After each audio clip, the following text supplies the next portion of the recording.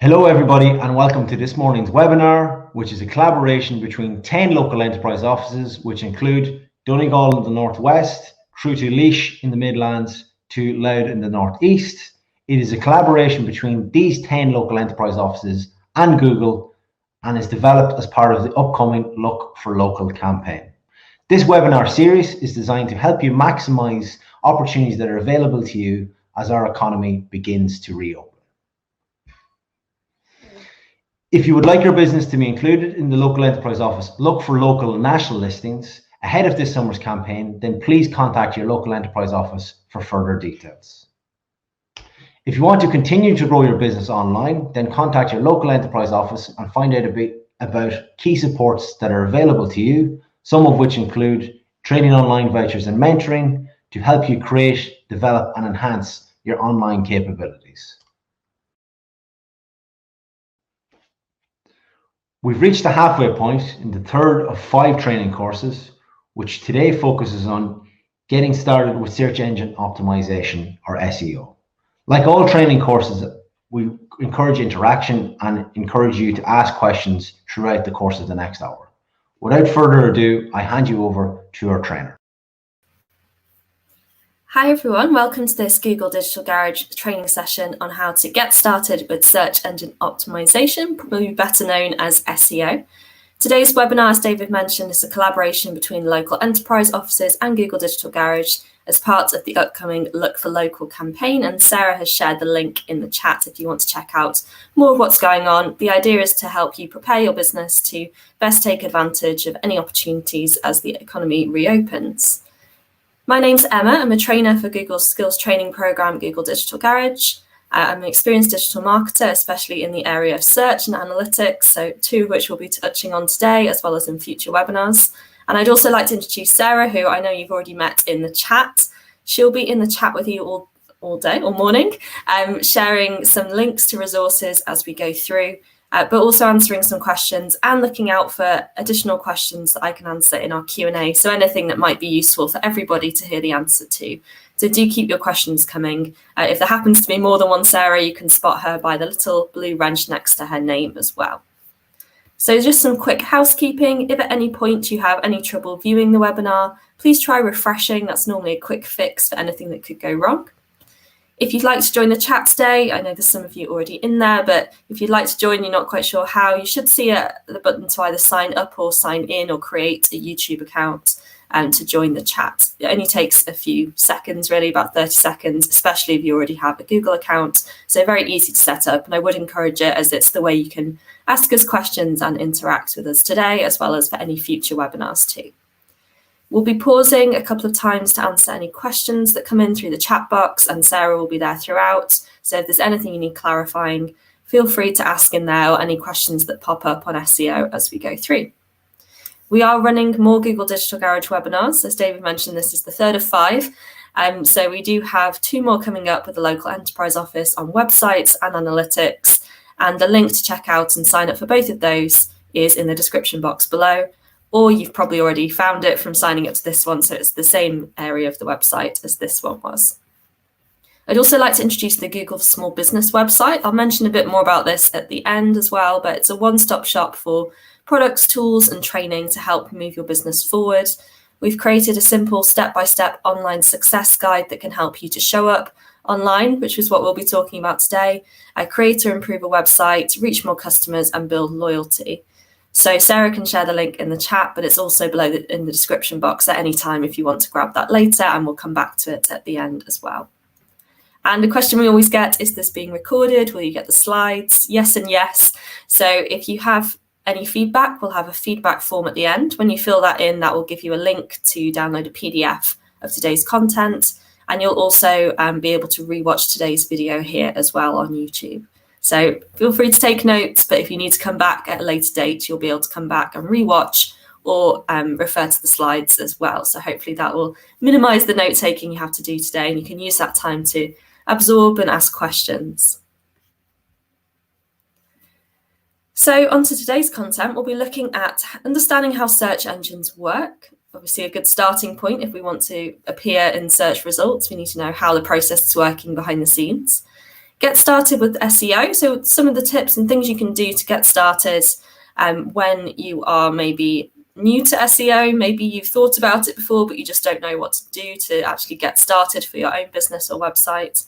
And finally, optimizing your SEO strategy for success. So we'll look at some what we call on-page and off-page techniques to help maximize your strategy and maximize your return on investment too.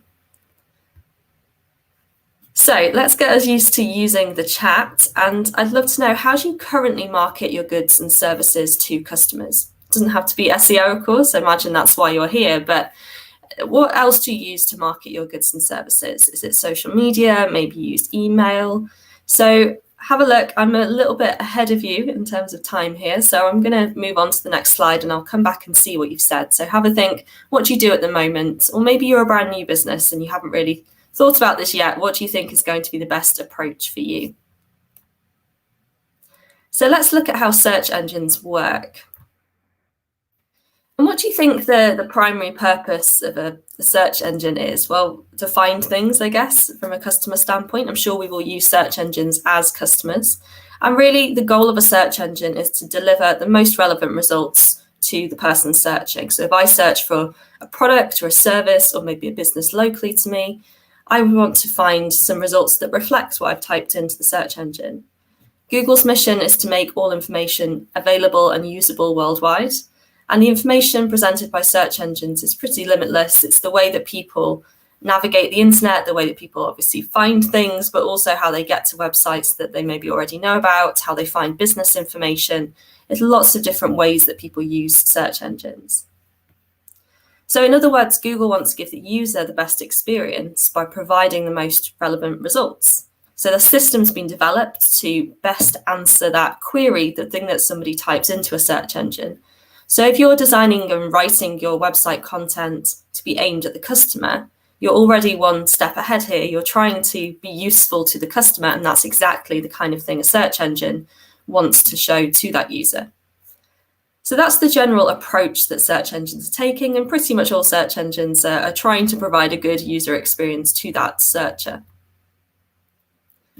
So some of the benefits of SEO: you can reach both a local and global audience. Obviously, this is part of the Look Local campaign. So I would imagine some of you are trying to reach that local audience near you, people who are interested in maybe looking at businesses that are nearer to their local area. But you might also be looking at a national audience or a global audience too. You can increase footfall and online revenue. So whether your goal is to drive people in through your door or in through your virtual door of your website and have sales there, you can reach people who are looking for exactly what it is that you do. So that could be through tools like Google My Business that can help your local business to appear in search results. Or it could be through people searching for specific products to buy online from their own home. You can connect and communicate with customers too. So you can increase your online visibility, encourage customers to really leave reviews and comments and ask questions through tools, again, like Google My Business, but also your website, and enable them to message you directly from that search results as well.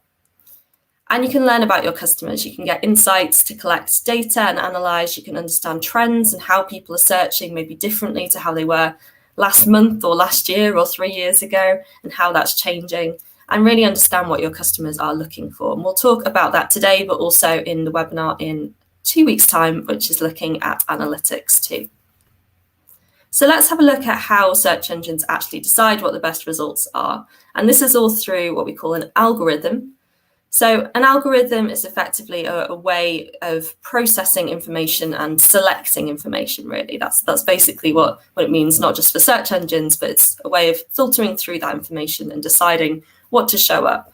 So it's a mathematical formula. There's lots of different factors. Question we always get asked is, exactly what is the algorithm? And obviously nobody knows that. It's lots of different factors that are weighted to provide the best possible search experience for users. So it's something that, although it's never revealed exactly, there are guidelines published to give you some guidance. So you can get guidelines for what Google thinks are important. You'll see updates made over time. So it's well worth staying up to date with this as new information is released. And then the algorithm is basically what's used to determine your ranking or where you're appearing on the page each time somebody searches. So this is not a permanent ranking, you'll see a lot of people say, oh, get to the number 1 spot, get to the number 2 spot in Google. That's not a ranking that you have that's sort of given to you and sticks with you. Every time somebody searches, the algorithm is applied basically, and you might change position, which is why when you search for the same thing on different days or from different devices, you might see slightly different results. We do have more information on this in the How Search Works page that Sarah can share in the chat.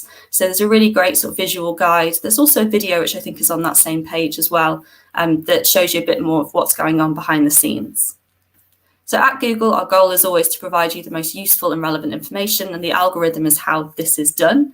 Any changes made are always to improve the usefulness. So the kind of updates and guidelines you see published are to help you as the website owner make your website more useful and more likely, therefore, to appear in search results.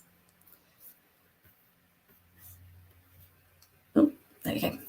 So how do they work? And this is all information you'll find on that How Search Work page as well. Firstly, a spider crawls the internet. It's looking for pages and maybe new pages, but also updates to existing pages. So it will visit a website, hopefully your website. It will do what we call crawling. So it will crawl that website, visit all the pages that are linked to each other. So in a web sort of system, going from one to the next. The information then is saved in the search engine database, or what we might call indexing. So this is the point where indexing happens. And that just means that you're added to the database of all the pages that Google knows about on the internet. Then when the user enters a search query, Google will look at that index, apply the algorithm, and the most relevant results are displayed on the search engine results page. So that How Search Work page goes through this in a bit more detail if you're really interested in the different stages. But I hope that this gives you a good understanding of the different stages. So from your perspective, what you want to happen is for Google to be able to find your website in the first place, to index it, to go back and crawl regularly for updates to any pages or for any new pages you might have added. And then, of course, that steps 5 and 6, when somebody's searching, you want your page to be showing up as a relevant website too. So that's kind of how we break it down for you as from your perspective as a website manager or owner. So this is what's happening at step 6, basically. Step 5 is somebody searching. So they've typed in best compact camera for travel. And then we see what's called a search engine results page, or SERP, SERP. You might hear it referred to as a SERP. And effectively, we're getting 2 main sections. So the one we've already mentioned, the search query, what somebody typed in. This could be a word or phrase. Then we have, in the blue here, any paid ads. In this case, because we search for something product related, we're seeing the shopping results at the top, those ones with images, and we're also seeing a text ad about compact travel cameras. And then in the organic search listings, we'll see other websites. You might see business listings here if you're a local business, so maps listings. You could also see videos, you could also see images appearing here, news results. So it might not just be website links here, there might be other elements showing as well. This is a general search engine results page. You won't always see those shopping ads. You won't always see ads at all sometimes. Sometimes you'll see ads at the bottom of the page, and those organic search listings can look very different depending on what we've searched for as well. So let's look at how you can actually get into these 2 different spots. There's lots of different formats of content that do appear on a search engine results page, as we've said. So this is maybe a more helpful view showing 2 other views as well. So we've searched in the top one for clothes shops near me. We're seeing maps results here. It knows where we're near, and it's showing us some results near Dublin, where this person was searching.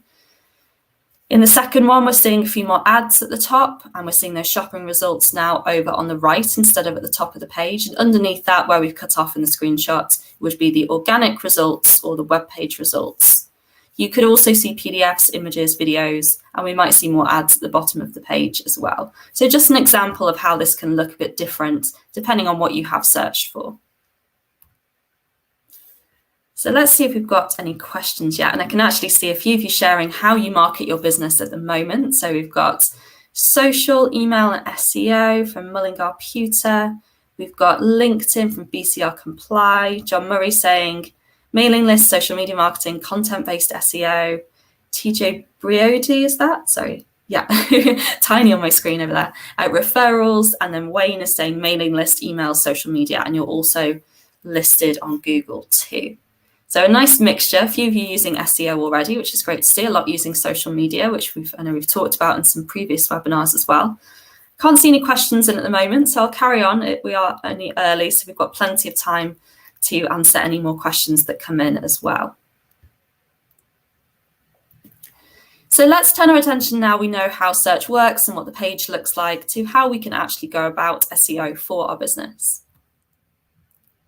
And this is the basic definition. So SEO is the practice of improving the ranking of your website by making it more visible and relevant to search engines without paying for clicks or ads. So we've seen the ads. We're not going to talk about those too much today.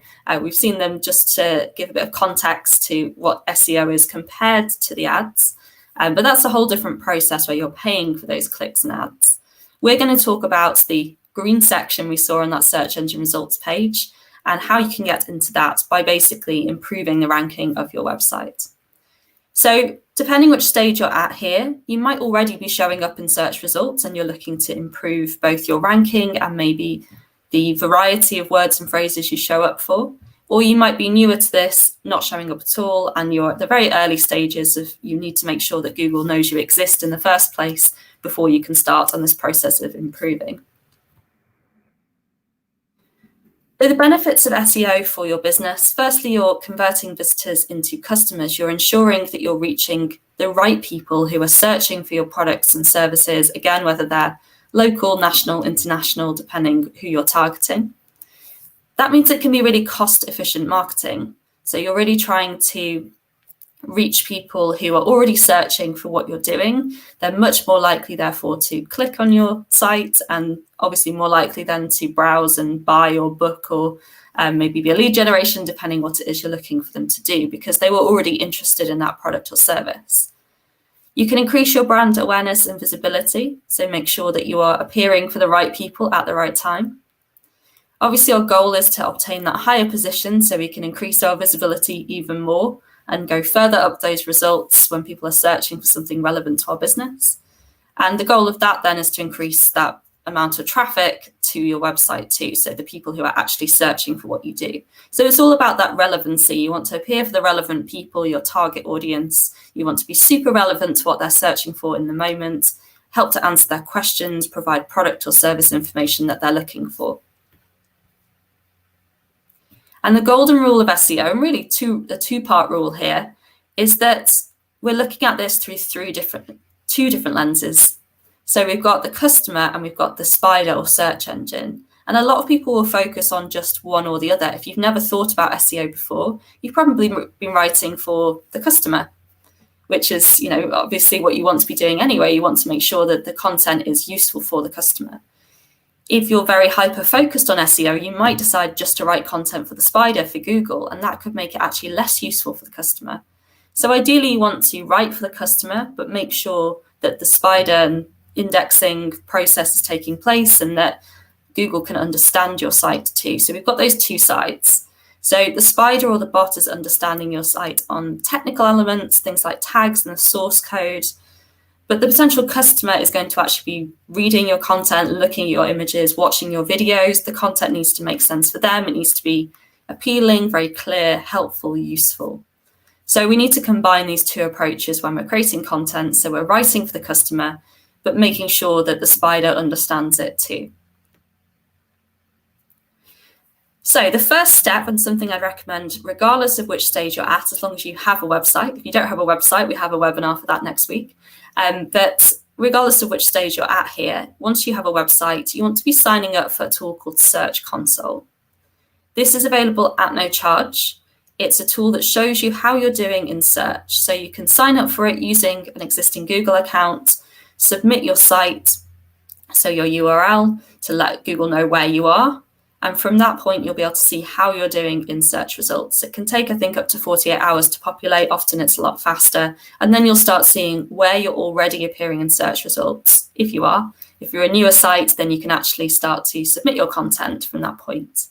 It can also, over time, send you alerts on any critical issues. So if any content goes missing, your server stops responding, anything weird's going on in your site that might affect your SEO. Search Console can let you know, and you can set up email alerts for that too. So the next step is to then make sure that Google can find your content. You can do this through submitting a sitemap. We'll talk a bit more about this later on. And this will help the Google bots, the spiders, understand the structure of your site. And it also effectively gives them, well, sounds like the word, a map of your site. It tells them where to find all of those pages. You can think about then promoting your content, your existing content, and thinking about new content you can share too. So content that will be useful for your users. Maybe think about questions that they tend to ask you on a regular basis. Think about content that they've enjoyed in the past and how you can create more like that on that topic area, and how you can really provide the most useful information at the different stages of their research or searching process. And step 3 is really an ongoing one, so helping Google to understand your content. This is the second part of this, right for the customer and for the spider. Create new content for the customer, but we want to make sure that Google can understand it as well. One of the things I would recommend getting started with, if you're not sure where to go first, is looking at your page titles, because it's quite a simple thing to do. It can be quite time consuming if you have a lot of pages, but it's quite a nice first step to just get into looking at SEO on a regular basis. So look at your page titles to see if they are accurate, to check that they're unique for each page title as well.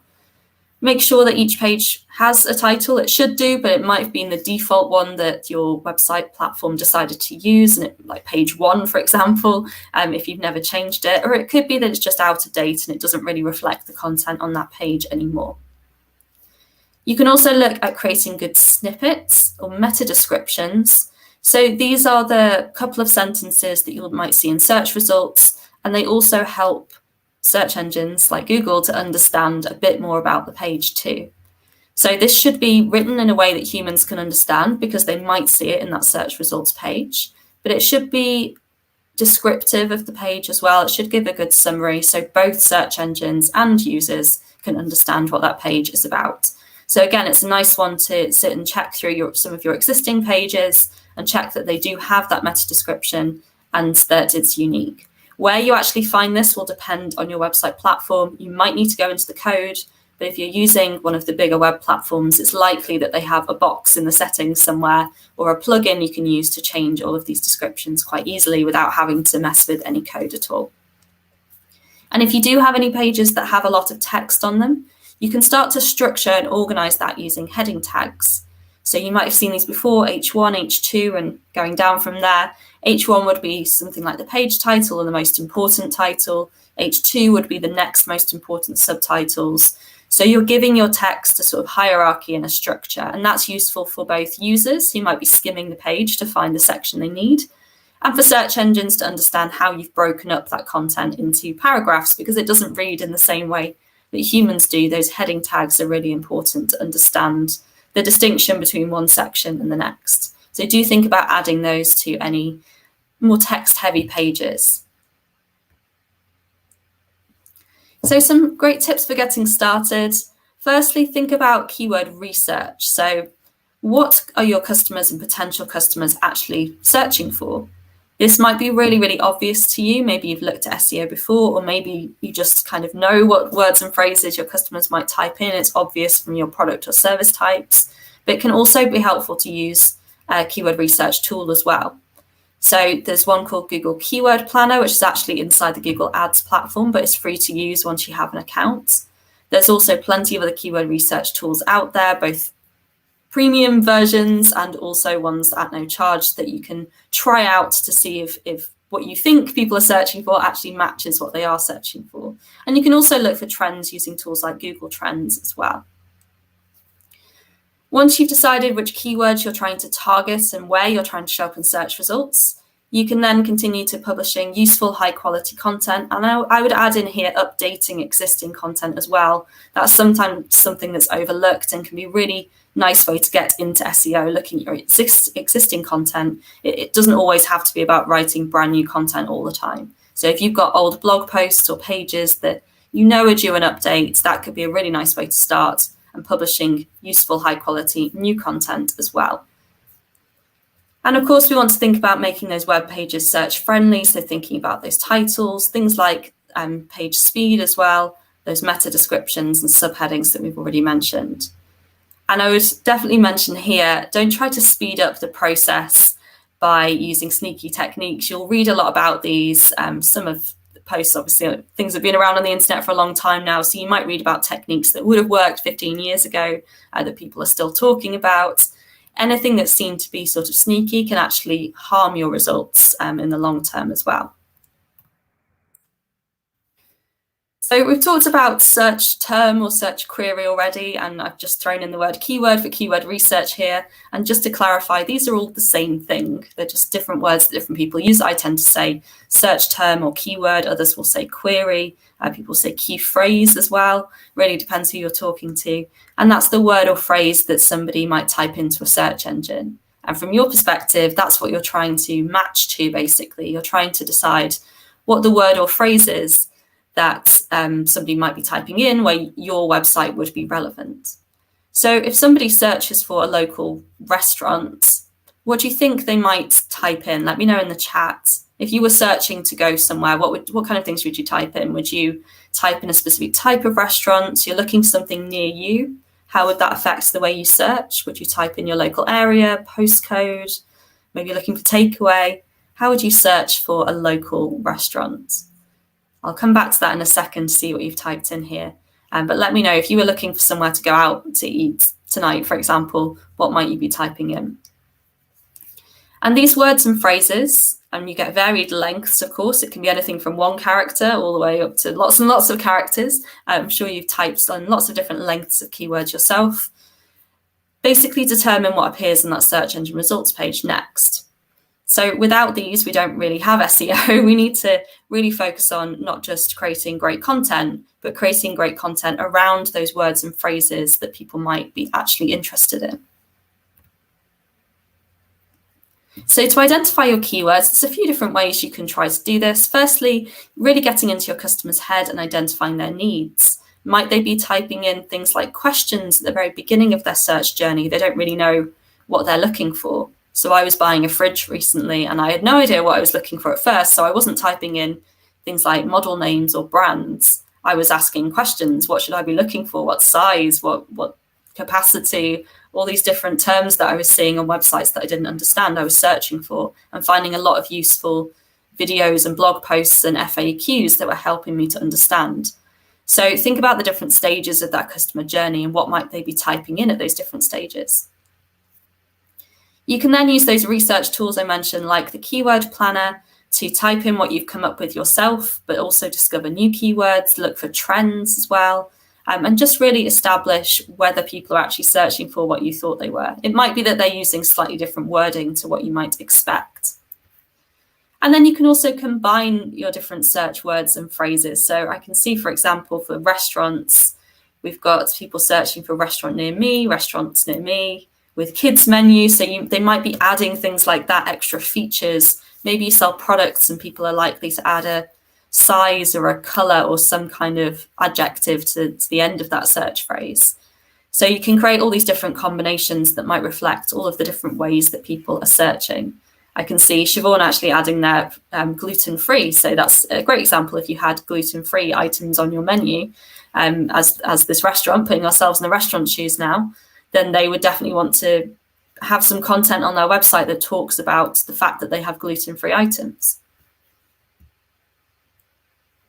So we're going to look at all the different potential combinations. So if you were a boutique independent clothes store in Dublin, what kind of keywords would you want to show up for? So your boutique independent clothes store in Dublin. We've given you a few different clues here. What do you think this business's ideal customers might be searching in? I'll give you a moment to have a think, but boutique independent clothes store in Dublin. So we know people are looking for clothes, but they're likely not to just type in clothes to a search engine, right? You're going to add something around that. And presumably their ideal customers are local, they're in Dublin or around, near enough that they'd be willing to travel to Dublin to go to the shop. So let's have a think about what they might actually be looking for.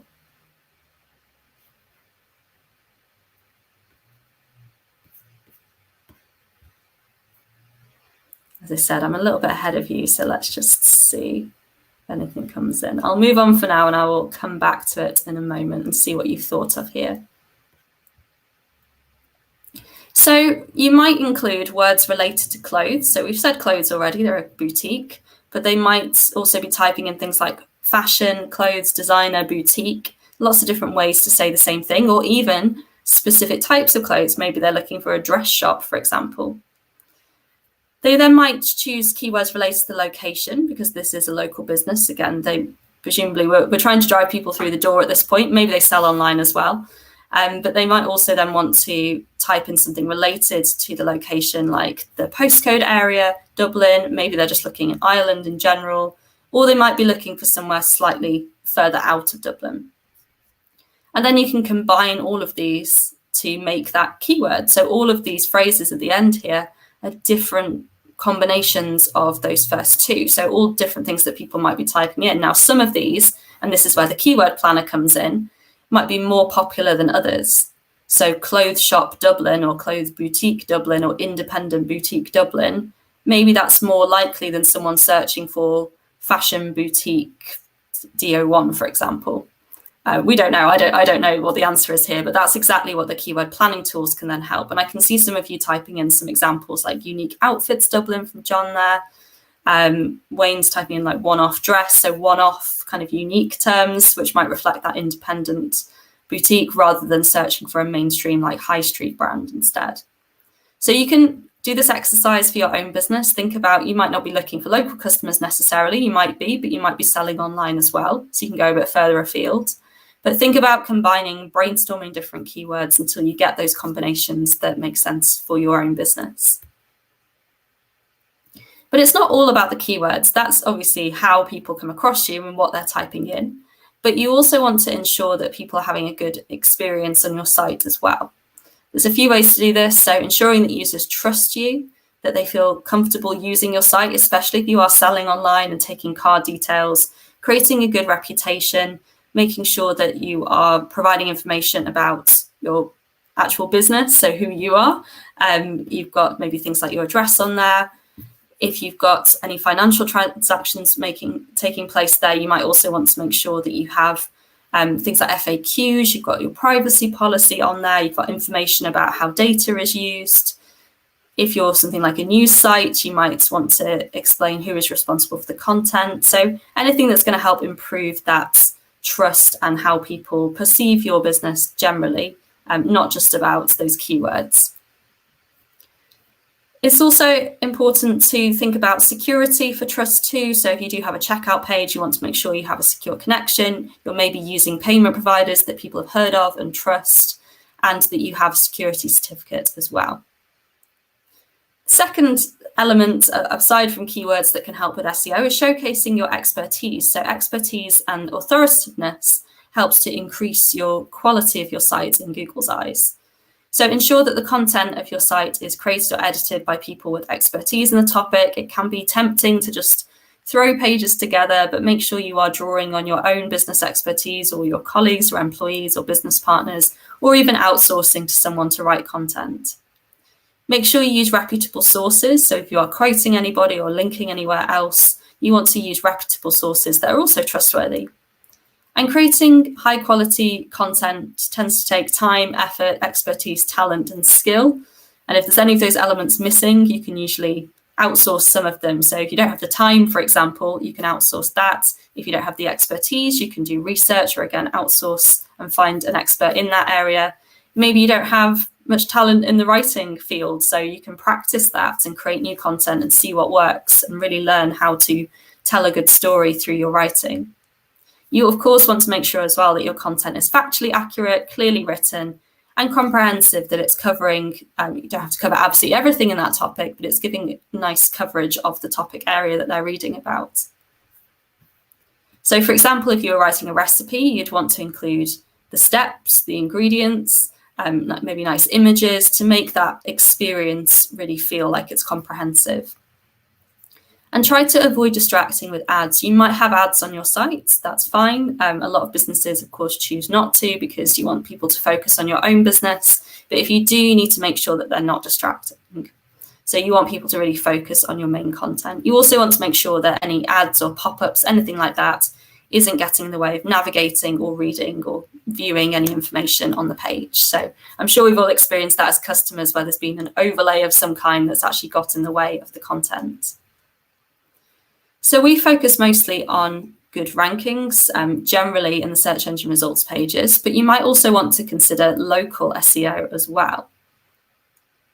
And by local SEO, we mean trying to appear in those local search results and connect specifically with customers nearby. So whether they live nearby or they're visiting the local area or researching the local area. So this could be, for example, when people are typing in something like independent clothes boutique Dublin, and that's near them, but also using phrases like nearby and near me, where Google's then able to pick up their location. So it's a great way of driving footfall and revenue if you are a local business and you want to drive people through the door, or maybe even you're a service-based business and you serve people locally at their own locations or online. So there's a few different ways to think about localizing your business. And the first is to create a Google My Business listing. So this is available at no charge. It's the business listing that you've probably seen on search results and things like Google Maps before. So you can create your own, or you might even have one already that hasn't been updated for a while. So this is your nudge to go and update that. And it provides information such as your contact details, website address so people can click through, location and directions, reviews, photos, videos, all sorts of information that might be useful for somebody who's planning a visit. It's really easy to set up. You can do so by going to business.google.com, or there's also an app for Google My Business as well. So that's how you can both create your listing and also update it in future. Add as much detail as possible and make sure that you are keeping it up to date and that you've also verified your listing to prove that you are in fact the owner or manager of the business. Make sure you're keeping your contact details up to date as well. So you get an option to link through to a website if you have one. You can also add your phone number, which of course, if people then click to call and it's not up to date, they're not going to be able to get in touch with you. So if you're listening to this and thinking, oh, I think I had a listing ages ago, you might want to take some time to update that. You can also pay to advertise your business in local search directories as well. So there might be local options for showing your business in maybe online newspapers, both paid for and at no charge as well. You've also got things like TripAdvisor, for example, which are more internationally used. So depending on your type of business, have a look at any directories that might be a good fit for your business too. And do pay attention to local search intent as well. So by intent, we mean, what's the person trying to do? Are they trying to go somewhere? They're looking for directions or somewhere to go right now. Do they want to know something, so the research stage? They want to do something like an activity? Or do they want to buy something, so it's more product focused? So these are all different, what we might call micro moments, where people are looking to make a decision of some kind, and they might be looking for different information. If I'm looking for somewhere to go tonight, I might be looking for directions. But if I'm just doing more general research and I want to know something, I might be looking for a menu instead, just going back to our restaurant example. So you can use tools like Google Trends, the keyword planner we've already mentioned, and also your own insights that you get from Google My Business once you have an account, to understand what people are looking for and the kind of information they might be after. So we've talked about ads a little bit. We've seen where they both appear on the page, the organic and the ads results. The main difference here, of course, is that one of them is paid for and one of them is not paid for. But there are some other differences as well. So let's go through those just to understand the distinction here, because you may wish to use both of these options, and it's important to know what they're maybe more useful for your business. So search listings and SEO available at no charge. It's all about the relevancy, all the factors we've just been talking about. Google is looking to show the most relevant results. When we say no charge, you're not paying a search engine to appear there. You might, of course, pay somebody to do SEO for you. And of course, you'll be spending time working on SEO as well. But you're not paying directly a search engine to appear in that organic section of the results page. You optimize your content around keywords, as we've already talked about. So creating useful, high quality content that your users will love and that will be useful to them. And it can take time to rank on the first page. And it can also be very competitive too. You're not going to create a website or a page today and have it shoot up to the top of a search engine tomorrow. So it's definitely a long-term approach. And this is where tools like Search Console can come in to make sure that you are keeping track of changes over time and seeing if what you're doing is actually paying off in the long run. So for search engine marketing, it's still all based around keywords. They're still appearing in that search process, but this time you're paying for search listings. And for Google Ads in particular, you actually pay when somebody clicks on your ad. So that's the point at which you pay, called cost per click or pay per click advertising. Because of this, you're participating in basically an auction system. So you're bidding on specific words or phrases that you would like your ad to show up for. So very different to the SEO process where you're writing content on your own website. Here you're actually directly telling the search engine, here's the list of words and phrases I would like to show up for. And because of this, it means that you can get onto the first page straight away. There's not that indexing process taking place and everything we've talked about with SEO. So as soon as your ad's approved, you are technically eligible to show up on the first page. Of course, it might also be very competitive, so it doesn't mean you will, but there is the ability to start your ad showing up pretty much straight away. And let's see if we have any questions at this stage. And we've covered quite a lot in that section. Okay, we have a few here. So Vin is asking, where do you put those snippets or meta descriptions on my Google business website? Are you talking about the website that's available at no charge? Because that is a one-page website. I don't believe you can, I might have to double check this, but I don't believe you can actually edit the meta description there. I think it's pulled from the page content, but I might be wrong because I know there's been a lot of updates to that website recently. But for anybody else using different templates, it really does depend.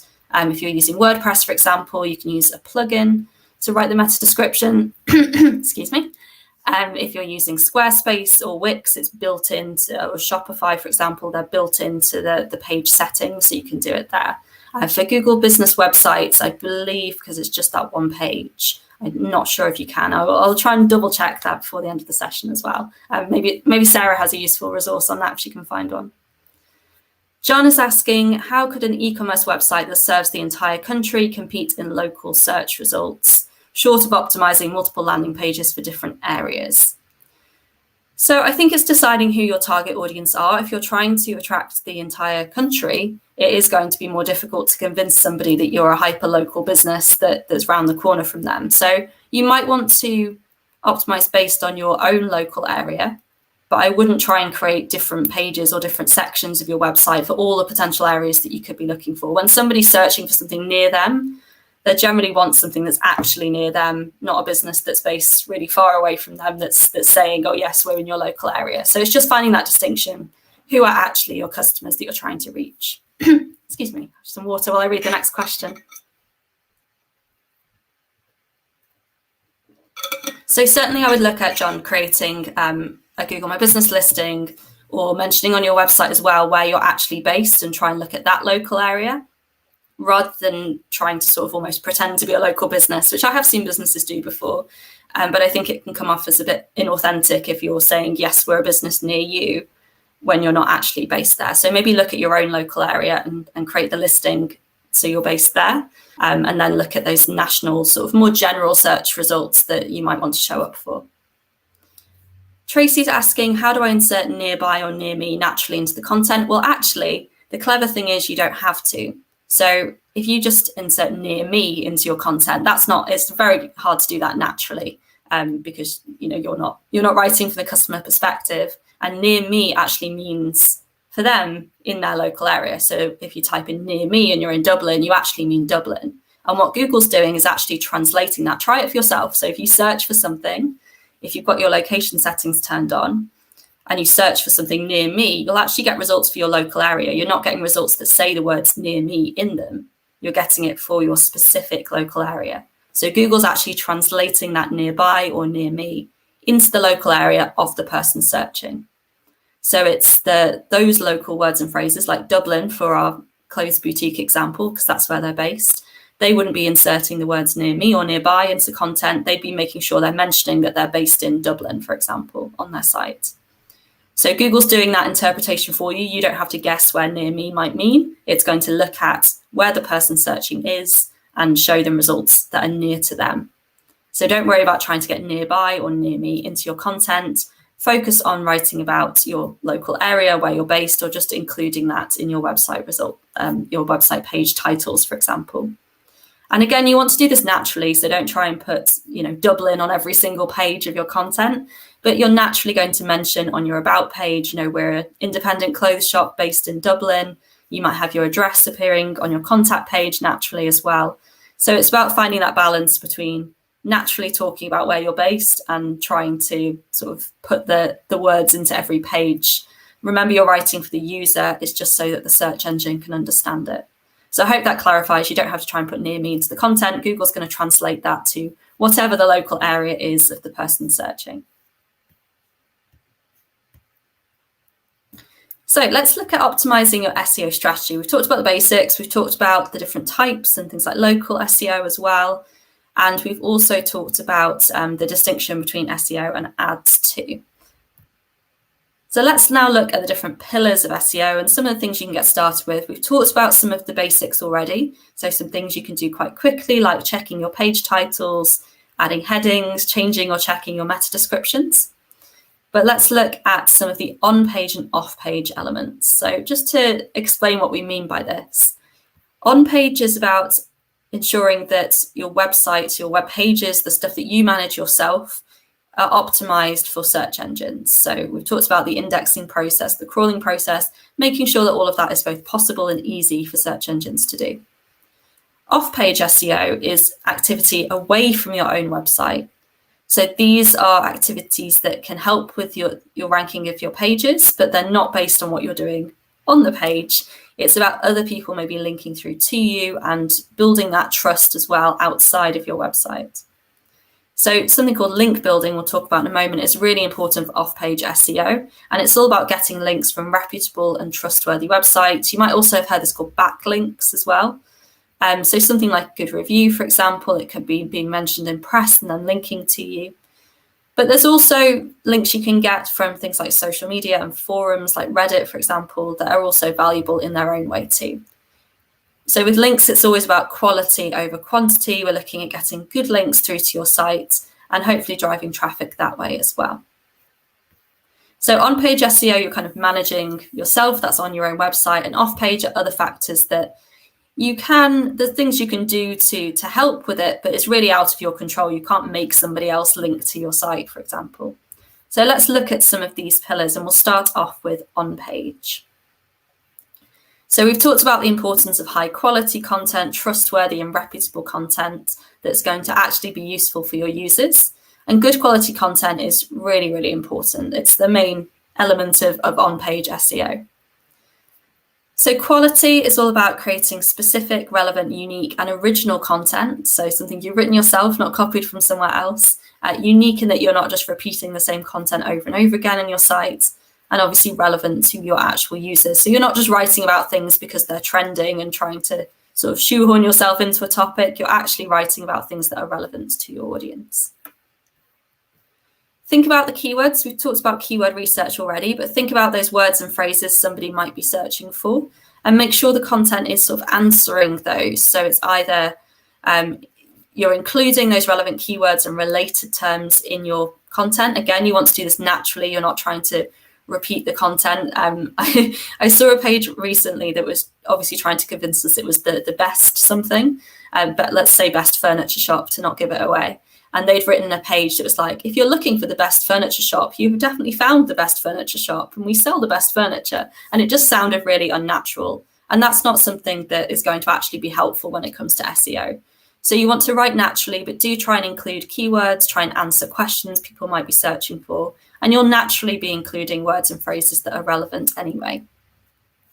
To keep it relevant, make sure you're keeping it up to date, and make sure it's your own content as well. And do think about how you can update content over time. So if you wrote something a few years ago that the bulk of it is still relevant, but you know that there's some things that need changing, it might be a good idea to update that content and make it more relevant again. And it's not all about text. You can use mixed media. So you might have images, for example, video in there, maybe even some audio content. It doesn't all have to be for search engines either. You do have to think about the experience for your user. So there's other elements that might come in there. What's the best way to get this content across to our audience? Sometimes that will be text. Sometimes it will bring in other things like images as well. So when it comes to keywords, and these are really important for understanding when you're writing your content or deciding which topics to write about, there's lots of different types of and lengths of words and phrases that people might be using. So you can consider things like relevance. What products and services do you actually offer, and how are people searching for those products and services? How many people a month are searching? This is where the keyword planner can come in to help you find out that answer. And how much competition is there? And often you'll find that volume and competition sort of go hand in hand. So there might be lots of people searching for dresses, for example, but there's lots of competition. You're competing with anybody else who sells dresses on the internet, basically there. It's not very specific, so we don't know what type or style of dress people are searching for. We don't know where they are. They haven't put a location in there. So really high competition. It's not very specific, and it's going to have really high volume. But you might have other types of phrases, like our local type phrases, independent clothes boutique Dublin. It's much more specific. You're only going to be competing with other people who are running the same type of business, because you're looking locally and also at independent clothes boutiques, not just for dresses in general. But there's going to be way fewer people searching for that. So it's about finding that balance between the shorter tail keywords, the ones that maybe more people are searching for but are less specific, and the ones that are longer and a bit more niche, but you know that those people are going to find your content very relevant. So we've got another example here just to show it's not always about length, but somebody might be searching for laptop or desktop computer. Further down that journey, they might have decided on a brand. So for example, they're searching for buy HP laptop, and later on they might go more specific and add in a specific range like HP Envy, or even adding a specific model name or price, or they might add something like free shipping or near me, or a local area there. So we get a bit more specific. Not everybody who would want to show up for someone typing in laptop would actually be selling that specific model. So you have less competition when it gets to that longer type of key phrase. So you want to try and choose a mixture of these. Think about the more general terms people might be typing in, but also the ones that are more specific and niche to your business. When it comes to on-page, you might be looking at HTML as well. It's likely for most website platforms you could be using that you are able to edit this, as we said before, in the settings of your page itself, so without going into the HTML. But this is what it's looking like in the background. We've got a title here at the top, Air Max Trainers. Then we've got the meta description, embrace the past, present, and future, etc., etc. And that could be a bit longer if they wanted it to. And then you can see us starting to get into the content with a heading tag underneath. So this is what's going on behind the scenes. In reality, this is what it looks like to the user. So they're never seeing the code, or very rare that they would see the code. So somebody's typed in that search term at the top, and then in the blue section, that's where we're seeing the title that we saw there, and also the meta description, embrace the past, present, and future. So that's how it's being sort of translated onto the actual page. The other place you'll see the page title is in the tab at the very top of your page as well. So if you look at the top of the page, if you're on desktop now, you'll see Get Started with SEO, the title of this page that's come from the video title. So that's the other place that they'll see once they actually click through to the page itself. So you're probably not looking at actually editing the HTML. If you are, then you definitely need to know where things are going, but it's very likely that you're able to do this unless you've got a custom built website. It's very likely that you're able to do this through a plugin or through your page settings instead. So this is what that structure looks like. We've got H1 tags, which would be the most important keywords or the most important topic of the page itself. But if you do have any subtopics and you're splitting up that content on the same page, you might start to organize those by putting in H2 tags as well as your headings there. So if we're writing our independent clothes shop page, we might have something, say we're writing the dresses page, we might have dresses, but we might also have subsections on that page that talk about different types of dresses, and they'd be split out into those different sections, and each section would have its own H2 tag. So telling Google this is the next sort of heading in this hierarchy. And if you need to go down further into that, if you have more text on the page, you can obviously start to use H3, H4, H5. This really helps to arrange the text from a search engine perspective. And also then you can make sure that the styling matches so the user finds this useful as well, so it's clear to us where sections start and finish. You can also think about what's going on for photos and videos as well. Remember that search engines don't see photos and videos the same way that we see them. So there's a few things you can do, like using descriptive names for your images. If you upload an image directly from, say, your phone or a camera, you might see it's called IMG_57903, for example. That doesn't really tell Google or anyone anything about what's in the image. So try and use a descriptive image name instead. Like this one, we've got 3 old wooden carts. So it's a nice, very descriptive name. We know what to expect, even if we couldn't see the image. This is also very useful for accessibility as well. Try to avoid using any flash content. It's unlikely you would use this now anyway, but you might want to look back at older content because that can't be indexed in the same way. And you also want to avoid any large image files, anything that's going to slow down the page. Think about resizing your image to make sure it's web quality still, but it doesn't need to be print quality or maybe the original image size. It's likely that it can still be high enough quality without being this massive file that could slow down the page. So there's lots of tools that can help you to do this. You might have tools built into your computer already that can help you to resize, or there's lots of image resizing tools out there. Some website platforms also do that for you as well. And when it comes to indexing, we want to think about this process again, remember? So getting indexed, so Google knows you exist. It's going to crawl your content. That information is then stored in a database to start showing up in exactly what we've seen, which is when somebody searches. And to make sure that these robots and spiders can do their job, providing a sitemap can be really helpful. There's actually 2 types of sitemap. We're not going to go too technical here and talk about sort of creating this yourself, because it's likely that it's either going to be created for you or you'd need to get somebody to do it for you or use a tool. But there's 2 different types. There's an HTML sitemap. This is what you might actually see in the content on the website, and this is for the users. So this is the page you might see linked from the footer of bigger websites that will say sitemap or index or something like that, and people are then able to see exactly what pages are on your site. You can also create what's called an XML sitemap, and that's the version that search engines will find useful. Again, this might be created for you.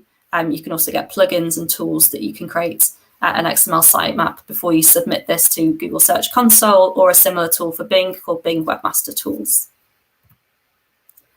So some tools you might want to consider for SEO. Do you measure your site speed? There's Google Page Speed Insights where you can measure your site speed and get some tips for improving it. There's also the mobile Test My Site, so you can see how your site's appearing on mobile and again get some quick tips for maybe improving that.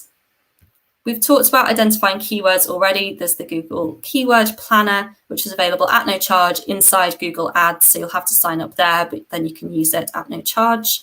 And that's how you can find out keywords, maybe using your own keywords you've brainstormed or any other ideas you've come up with to find out how often people are actually searching for those. You can use tools like Google Trends as well to analyze consumer search trends, see how many people are searching for that particular word or phrase or topic area over time and how that's maybe changing. Things like seasonal trends, that's really useful for example. And you might also want to look at SEO tools like Google Search Console, but there's also plenty of premium tools out there as well that you can pay for to measure your SEO performance if this is going to be a big part of your marketing. So let's look briefly at some tips for link building. Firstly, you can't control link building. You can't control who links to you. You can't make people link to you. So really what you're trying to do here is create content that people are likely to share, stuff that's genuinely useful or entertaining or interesting. Do share the links yourself on your own website and social media profile. That increases the likelihood of those being picked up by other people. You can also directly invite people to engage with your website, so ask them to write a review, talk to things like press, for example, or influencers. So that's another approach of actually working with others and outreach to others to ask them to engage with your site.